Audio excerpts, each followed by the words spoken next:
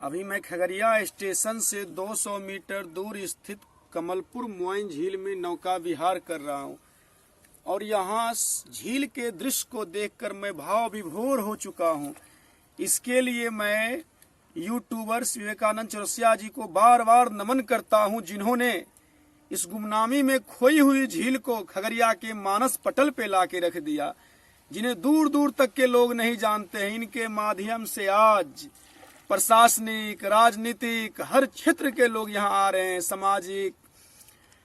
अभी जो है अभी हाल में ही हमारे जो जिलाधिकारी महोदय हैं आलोक रंजन घोष जी आए थे, उसके बाद समाज सेवी डॉक्टर विवेकानंद जी आए थे। इसी प्रकार एक से एक गण्यमान व्यक्तियों को उन्होंने तालाब में लाने का काम किया है। ये खगड़िया की धरती इनके लिए, इस पुनित कार्य के लिए सदा इनको याद करेगी। रुक दो।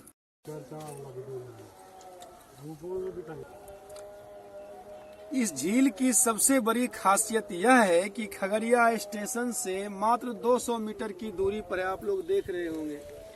ऐसे तो इस झील के बारे में आप लोग जान ही रहे हैं कि यहाँ जो है कमल का पुष्प होता है। इनकी क्या खासियत है वो आपको मालूम ही है।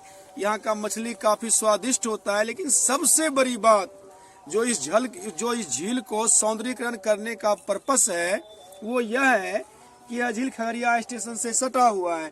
जैसे यह दर्शनीय स्थान बनता है तो यहाँ जो है रोजगार मुहैया हो जाएगा और लोगों को एक रोजगार का साधन मिल जाएगा। यहाँ काफी मात्रा में लोग आएंगे झील को देखने के लिए और जो है वहाँ पे जो है सरकार को आर्थिक मदद भी मिलेगी और जिले का विकास भी होगा। यानी ये ऐसा समझिए कि इस झील के विकास से जिले का विकास जुड़ा हुआ है। यहाँ खगड़िया जिला की आर्थिक स्थिति जुड़ी हुई है। आप लोग को याद होगा 20 जून 2020 को हमारे महत्वाकांक्षी प्रधानमंत्री गरीब कल्याण रोजगार अभियान की शुरुआत की थी, जिसमें भारत के 116 जिले को सिलेक्ट किया गया था, जिसमें हमारे बिहार से भी 32 जिले थे। और इस योजना की शुरुआत खगड़िया जिला के बेलदौर प्रखंड के तेलिहार गांव से किया गया था। तो आप सोच सकते हैं कि हमारे जिले की विकास की कितनी बड़ी आवश्यकता है। अगर हम लोग सारे खगड़िया वासी, हर टाइप के लोग, हर क्षेत्र के लोग, चाहे वो सामाजिक हो, आर्थिक हो, राजनीतिक हो, प्रशासनिक हो, व्यवसायिक हो, साहित्यिक हो, अगर हर लोग मिल के अपना इसमें योगदान दे तो खगड़िया जिला विकास की ओर उग्रमुख हो सकता है, अग्रसर हो सकता है। और इसके लिए आने वाला समय में ये धरती यूट्यूबर श्री विवेकानंद चौरसिया जी को भूल नहीं पाएगी, क्योंकि उन्होंने इस झील के ओर एक एक व्यक्तियों का ध्यान आकृष्ट कराया। ये झील गुमनामियों में खोता जा रहा था और मैं यहाँ तक विवेकानंद सर से कहना चाहूंगा कि जब आगे बढ़ गए हैं तो हिम्मत को हारना नहीं है, क्योंकि कोई भी महान काम समय लेता है, महान कार्य देरी से ही होता है। और अंत में मैं यही कहना चाहूंगा, हिम्मत हौसला तूफान मोड़ देती है और जवानी जंगली चट्टान तोड़ देती है। आप भी चट्टान के तरह खड़े रहे, आज हो कल हो सफलता आपको मिलेगी। हमारे इस देश में दशरथ राम मांझी ने अपना उदाहरण प्रस्तुत किया है, जिन्होंने 22 साल भले लगा हो लेकिन पहाड़ खोद के, पहाड़ छेद करके रास्ता बना दिया। उसी प्रकार आप तो मात्र अभी 3 महीना इसमें खपाए। 3 महीना के आपके अथक प्रयास से खगड़िया के जिलाधिकारी महोदय श्री आलोक रंजन घोष का आगमन हुआ। अगर आप सोचिए इसमें 3 साल भी दे देते हैं तो झील का जीर्णोद्धार होना तय है, कोई इसे रोक नहीं सकता। आप अपने इसी हिम्मत के साथ बने रहिए, जो आपका आत्मविश्वास है, जो आपकी लगनशीलता है, जो आपकी इच्छा शक्ति है, एक ना एक दिन आपको कामयाबी के रास्ते पे जरूर लाएगी। और उस दिन लोग कहेंगे कि यह देश वास्तव में, यह भारत देश महापुरुषों का है। इस धरती पे महापुरुष समय समय पे अवतरित होते रहते हैं, किसी ना किसी बहाने महापुरुष आते हैं और इस धरती की समस्या को, इस प्रकृति की समस्या को दूर करके जाते हैं। मैं पुनः एक बार यूट्यूबर विवेकानंद चौरसिया जी को दिल से नमन करता हूँ। इस झील के सौंदर्यीकरण के लिए विवेका सर एक दिन रात एक किए हुए हैं। आज के दौर में जब प्राकृतिक दर्शनीय स्थानों का, प्राकृतिक चीजों का विलोप हो रहा है, उस दौर में आज भी यहाँ का झील जीवंत अवस्था में है। ये बहुत बड़ी बात है। झील जो है, झील देखिए सिर्फ दर्शनीय स्थान ही नहीं होता है, झील का बहुत सारे उपयोग हैं। अगर बहुत अधिक मात्रा में बारिश होती है तो झील आपको बाढ़ से बचाता है। अगर सुखाड़ का समय है तो झील आपको सिंचाई के लिए पानी उपलब्ध कराता है। इतना ही नहीं, झील जो है प्राकृतिक सुंदरता और सौंदर्य को बढ़ावा देता है। यह झील जो है आपके स्थानीय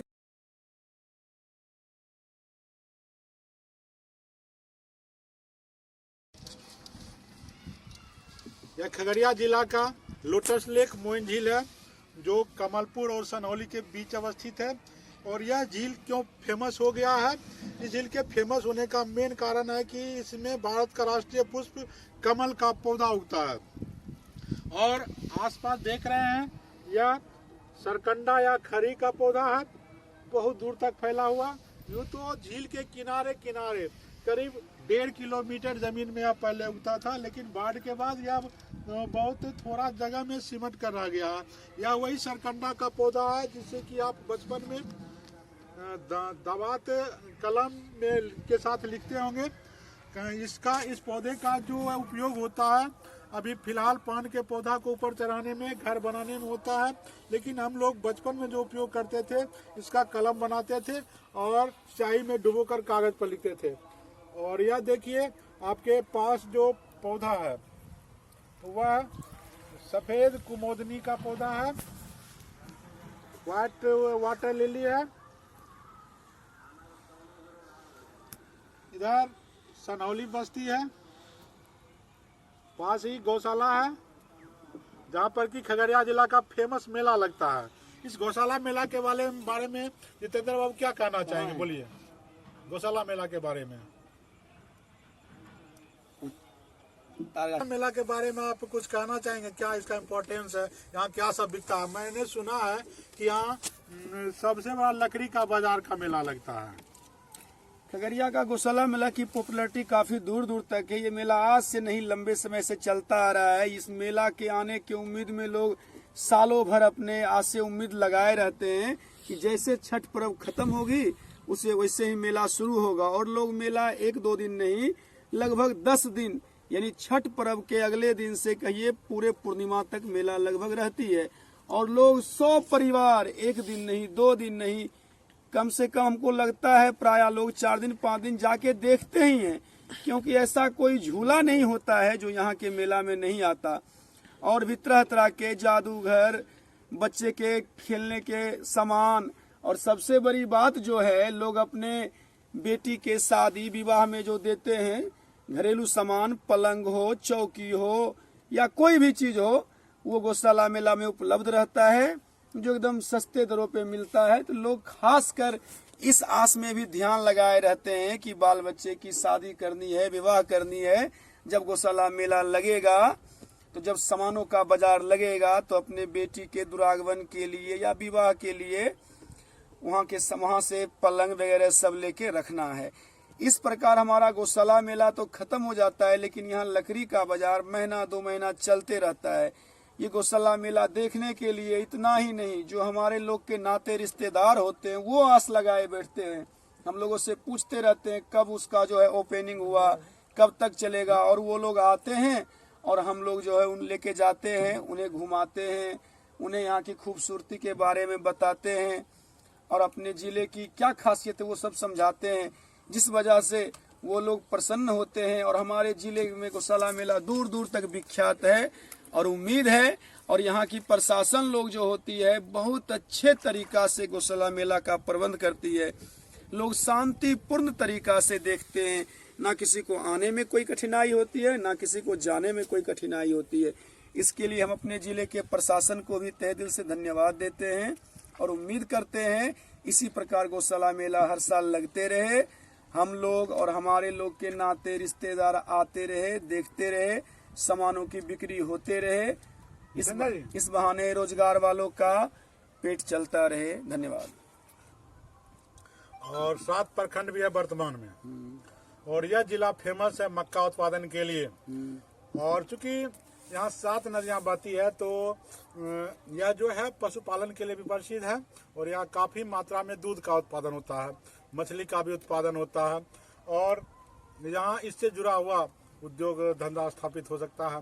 मैंने सुना है करवा मोर के पेड़ा के बारे में, और यह करवा मोर का पेड़ा भी जो है काफी फेमस हो चुका है।